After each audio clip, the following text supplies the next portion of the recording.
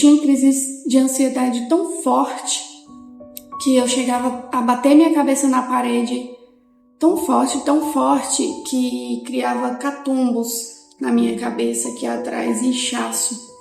Há um tempo atrás eu fui diagnosticada com depressão, transtornos de ansiedade e transtornos de pânico, que eram crises de pânicos que eu tinha. Eu lembro que eu vivi esse processo durante mais de 3 anos. Foram 3 anos. Eu lembro que eu tinha uma dor no meu coração que ela nunca passava. Eu lembro também que eu tinha um nó na minha garganta que nunca passava. Sabe quando você chora muito e fica aquele nó, aquele engasgo, aquele trem engasgado? Eu tinha isso todo o tempo, 24 horas por dia. Eu quase não dormia. Eu tinha crises de ansiedade tão forte que eu chegava a bater minha cabeça na parede tão forte que criava catumbos na minha cabeça aqui atrás, inchaço. Eu não conseguia amarrar meu cabelo porque doía muito por conta das batidas. Eu lembro que eu me cortava. Eu cortava os meus braços. Eu tinha um casaco azul caneta, que eu usava ele para todo lugar. Não importa se ele era quente ou era frio, o lugar eu usava. Por quê? Para esconder os cortes que eu tinha. E quando eu via que os cortes ficavam muito profundos e não conseguia mais esconder, eu comecei a me cortar nas pernas. E eu cortava do início das pernas até quase no joelho, eu me cortava. E sangrava, para que aquela dor passasse dentro de mim. Eu tinha uma tristeza no meu coração que não passava. E coisas pequenas, sabe, se tornavam coisas tão grandes para mim. Parecia uma tempestade de fato num copo d'água. E eu tinha muitos desmaios. Eu lembro que eu tinha tanta crise, meu coração acelerava tanto que o meu corpo estremecia. E eu ficava dormente, eu não sentia minhas mãos, eu não sentia meus pés. E eu desmaiava, meu coração acelerava. E eu ficava toda gelada, de fato com uma sensação de morte mesmo. Eu tinha medo de tudo. Meu Deus, tudo eu tinha medo. Eu não conseguia ir no ônibus dormindo, não conseguia viajar dormindo, porque eu queria estar atenta o tempo todo, porque para mim que sempre ia acontecer algo ruim. Eu tinha uma sensação que eu queria morrer o tempo todo. E durante um tempo, com todas essas sensações dentro de mim, eu conseguia esconder muito bem. Eu conseguia esconder, eu passava por tudo isso no off. Só que chegou um tempo que eu não conseguia mais esconder. Eu tinha crises no culto, eu tinha crises na igreja. E para mim era pior porque naquele tempo eu ouvia muito falar que depressão era do diabo. Quem tinha depressão tinha demônio. Então eu pensava na minha cabeça, ou setas que o inimigo lançava na minha mente também, de tipo, meu Deus, como eu vou chegar para a igreja e dizer que eu tenho depressão, que eu tenho ansiedade, que eu tenho crises de pânico? Os irmãos vão olhar para mim como pastora e vão dizer, meu Deus, essa pastora está endemoniada. E isso martelava muito na minha cabeça, só que chegou um ponto que eu não consegui mais esconder. Eu comecei a passar mal no culto, eu desmaiava no culto, meu coração acelerava, eu começava a tremer. Eu lembro que algumas irmãs sempre me pegavam e me levavam lá para fora, me sentavam na cadeira, orava comigo e eu melhorava. Só que às vezes que eu passava mal na igreja, é porque em casa eu tinha tomado várias cartelas de comprimido, tentando suicídio. E eu pensava, eu vou tomar tantas cartelas de comprimido porque eu vou morrendo aos poucos. Então eu tenho a oportunidade de pedir perdão antes que eu morra. Ciladas que o inimigo lança na cabeça da pessoa quando ela está frágil. E aí eu tinha esse pensamento, eu vou tomar vários remédios e quando eu for morrer, eu vou morrer aos poucos. Então dá tempo de eu pedir perdão e me arrepender. E aí eu vou pro céu e tudo isso vai passar. Essa dor no meu coração, ela vai passar. Esse aperto, essa dor, essa tristeza, então ela vai passar. Porque eu vou morrer e eu vou pro céu. Porque eu vou me arrepender.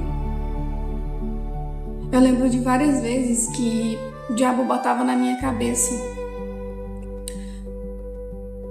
que se eu saísse na rua, quando eu tinha muitas crises, eu tinha vontade de caminhar sem rumo.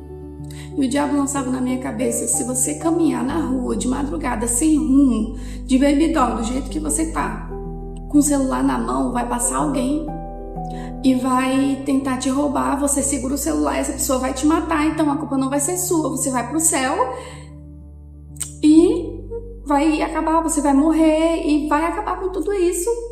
E não vai ser culpa sua, você não vai cometer suicídio. E assim eu fazia. Eu lembro de várias madrugadas que eu chorando muito. E eu sentia vontade de correr. E aí, do jeito que eu tava, com a roupa que eu tava, tipo, a roupa de dormir que eu tava, eu ia de madrugada no meio da rua. E eu caminhava no meio da rua, de ventol. E com o celular na mão. Só que é interessante que eu nunca passava ninguém. Nunca passava. Vezes que o meu marido ia me buscar,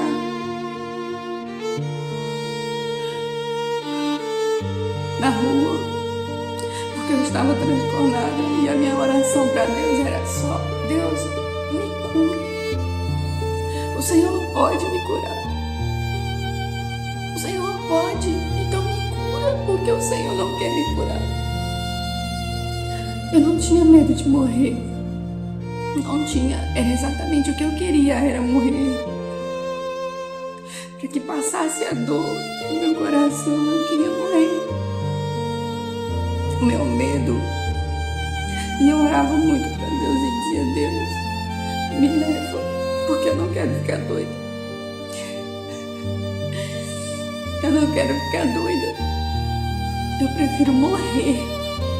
Mas não me deixa doida, porque de fato eu já estava nesse estado de loucura, de caminhar de madrugada no meio da rua. E eu orava muito, fazia muito propósito para Deus, para Ele me curar. Eu lembro que teve uma convenção em Brasília. Gente, e essa convenção, ela foi surreal. Eu lembro que ela foi no auge de toda a dor que eu estava sentindo. Uma dor insuportável no meu coração. Às vezes que eu passava mal no culto e eu ficava triste demais, acabava comigo porque eu não queria que os irmãos soubessem e eu passava mal, já não tinha como esconder. Quando eu ia dormir, eu via que tinha um Satanás, um homem de preto sentado na cama. E eu mandava ele embora, mas ele não ia. E ele ficava ali, e eu não dormia. E ele ficava ali, e eu olhava pra ele, e ele dizia: se mata, vai passar. E eu via nitidamente aquele homem de preto sentado na minha cama, dizendo pra mim: se mata, vai passar. Se você se matar, vai passar. E isso ficou tão focado na minha cabeça que eu tive, assim, muitas tentativas. E aí, quando foi nesse auge, teve essa convenção, era um homem, eu não me recordo o nome, ele vinha de... E várias pessoas eram curadas. E nessa convenção, eu fui tão ansiosa. E quando eu cheguei lá, esse mesmo pastor, ele orou por uma mulher e ela levantou da cadeira de rodas e eu disse: essa é a minha esperança.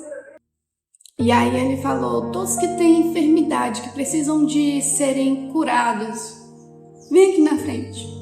E eu fui correndo. Eu fui muito rápido porque eu queria. E eu queria ficar lá na frente, onde ele colocasse a mão na minha cabeça. E aí ele colocou a mão na minha cabeça, orou por mim, eu pensei, tô curada. Só que nesse mesmo dia, mais tarde, no outro dia, eu tive a pior crise. Eu tive uma crise tão ruim. Tão ruim. Por quê? Porque eu pensei na minha cabeça, Deus curou uma pessoa de cadeira de rodas e não quer tirar essa angústia do meu coração. Então Ele não quer me curar. Então Deus, Ele não me cura porque Ele não quer. E aquilo ficou no meu coração, doendo, porque Deus não quer me curar, porque Deus quer que eu sofra.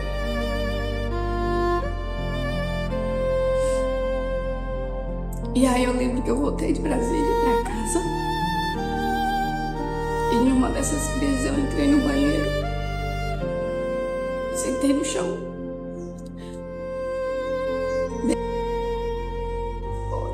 Eu ia cortar essa veia subir até o sangue espinar.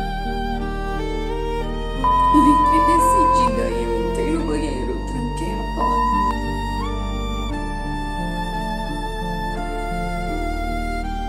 E naquele dia Deus falou comigo.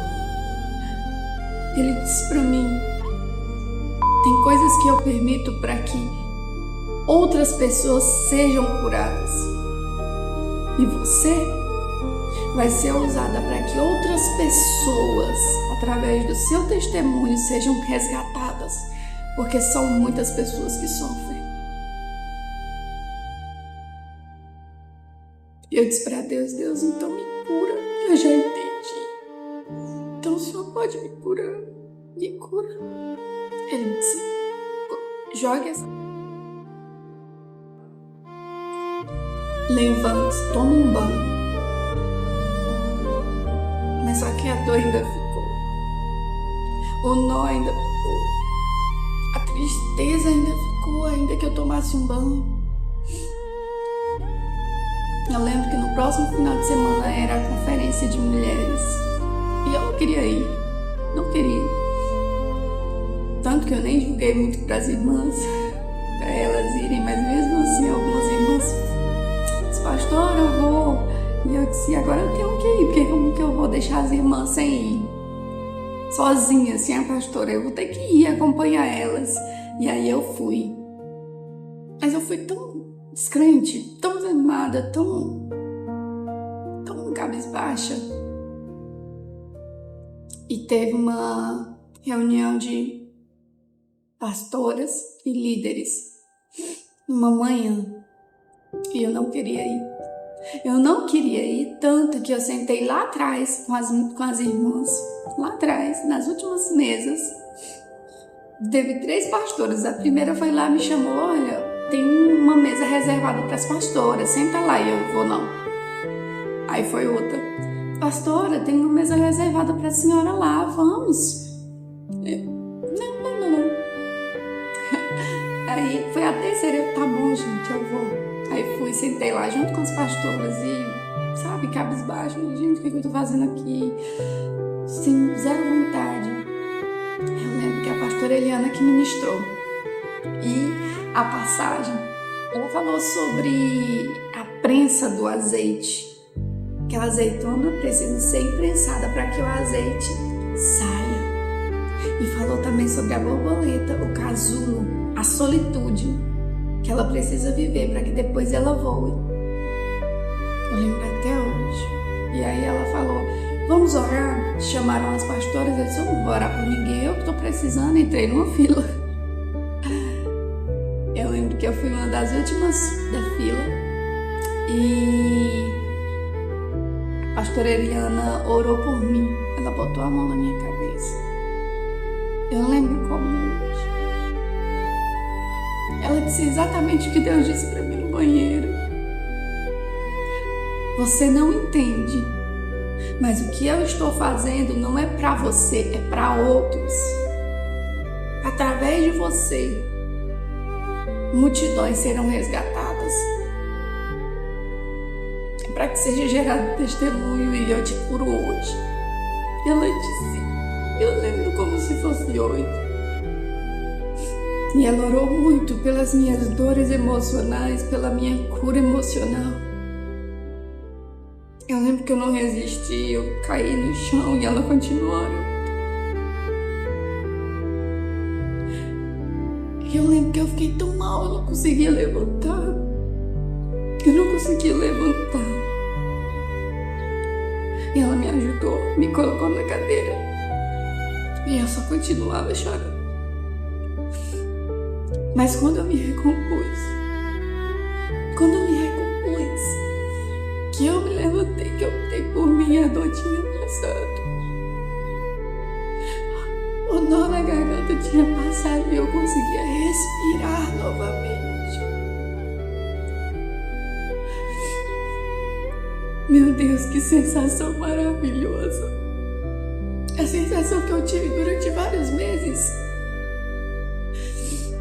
foi que parecia que eu tinha ido viajar 3 anos da minha cidade, tivesse retornado. E aí você retorna com aquele, eu sou daqui, mas está tudo tão novo. Nossa, foi essa a minha sensação de ter voltado. E foi a melhor experiência da minha vida, porque Deus me curou numa conferência de mulheres. É por isso que eu motivo as irmãs a irem, porque foi lá onde Deus pegou 3 anos de sofrimento com uma ministração, uma oração. Deus curou toda a tristeza, toda a angústia, e eu nem queria ir. Por isso tem tantas irmãs desmotivadas, e eu te aconselho, vá assim mesmo, vai desmotivada mesmo, porque Deus não precisa disso para fazer um milagre. Comigo Ele não precisou, Ele me curou, e hoje eu sou liberta para a glória do Senhor Jesus.